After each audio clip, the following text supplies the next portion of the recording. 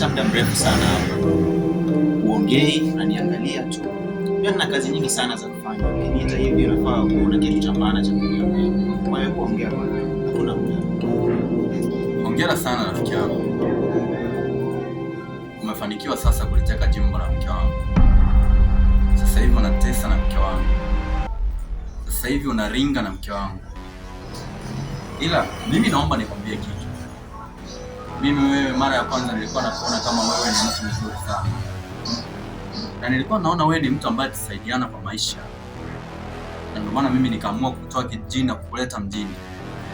Mimi naomba nijue kwa wema wote mimi ambao nakutendea. Kutembea na mke wangu ndo mshahara wangu. Mtu ambaye ndo umekuja hakupokea ndo mshahara wangu mimi. Ila naomba usikilize vizuri na naomba nikwambie hichi. Wahenga walishasema kwamba mke wa mtu ni mtamu kwa yule anayemla, ila ni mchungu sana kwa mwenyewe. Hata kama haya hayatakukuta wewe, jua kwamba hii ni mbegu ambayo umeipanda katika kizazi chako. Kaka, hayo ni maneno tu. Ni maneno tu ya mkosaji. So, usiongee sana. Sio mimi nilimfuata mke wako, sawa? Mke wako mwenyewe alipendezwa na mimi. Kaona fresh. Wacha jipe riziki. Shida yangu iko wapi hapo? Kwa hivyo usiongee sana bana. Piga kelele. Licha ya kutembea na mke wangu, umeona ni bora zaidi. Umeamua mpaka kwenda kulala naye lodge. Ila naomba nikwambie kitu kimoja ndugu yangu. Wewe ni kaka yangu ambaye tumetoka muda mrefu sana, wewe ukiwa rafiki yangu.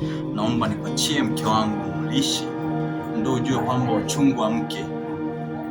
Ila kitu ambacho ukijui kwamba mke wangu mimi ni mjamzito. Naomba mtunze sana mtoto wangu. Najua kama mimi naenda mbali na nakuachia mwanangu. Naomba mtunze sana.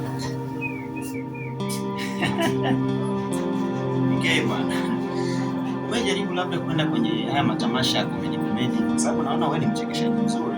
Hivi unatarajiaje labda mtu aende na mke wako kwenye lodge alafu asipate ujauzito? Sasa usichokijua ni kwamba hata wewe ujauzito wenyewe sio wako wako.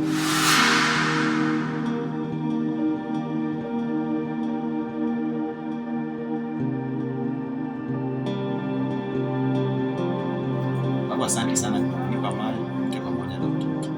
Au